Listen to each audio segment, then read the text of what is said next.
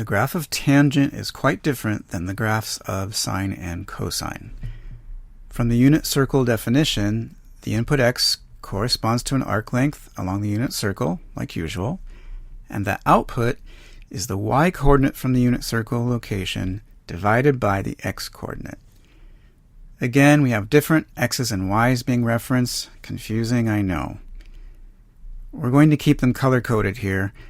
Orange x and orange y correspond to the tangent graph we'll draw, and the green versions come from coordinates on the circle.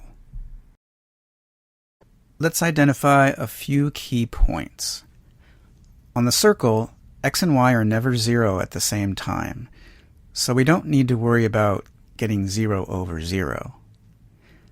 But if y is 0, then the output y over x will also be 0.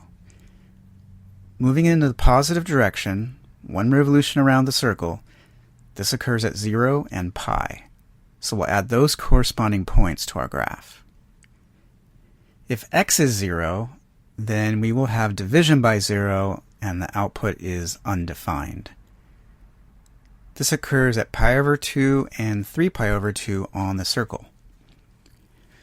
There can be no point on our graph for these inputs, and in fact we'll see they correspond to vertical asymptotes. So let's mark those on the graph with dashed lines. If x and y on the circle are equal, our tangent output will be 1. This occurs at the points on the circle that coincide with the line y equal x. That's a nice 45-degree angle line cutting right through quadrants 1 and 3. Our lucky points are at pi over 4 and 5 pi over 4. Similarly, midway through quadrants 2 and 4, namely at 3 pi over 4 and 7 pi over 4, we have x and y coordinates that are equal in an absolute value but opposite sign.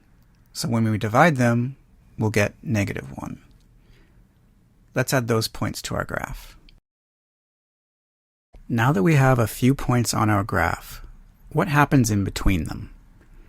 As we start moving along the circle through quadrant 1, the ratio y over x increases toward 1 during the first half of the quadrant. But then the x values start getting small, and dividing by those numbers creates larger and larger outputs. When we approach pi over 2, the outputs increase that much faster. On our graph, the curve goes upward quickly and approaches the vertical asymptote.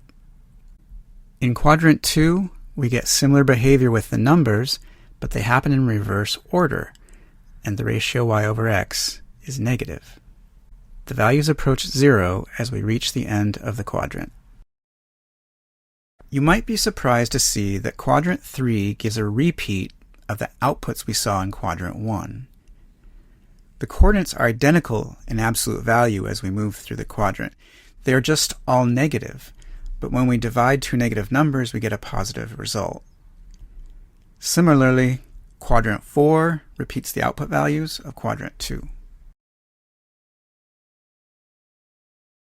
If we continued rotating around the circle, or if we use negative inputs and move along the circle clockwise, these graphed patterns repeat. A big difference you'll notice with the tangent graph is that the period is shorter than sine or cosine. It is only pi here. Also, there is no amplitude as the graph is infinitely tall. Another difference.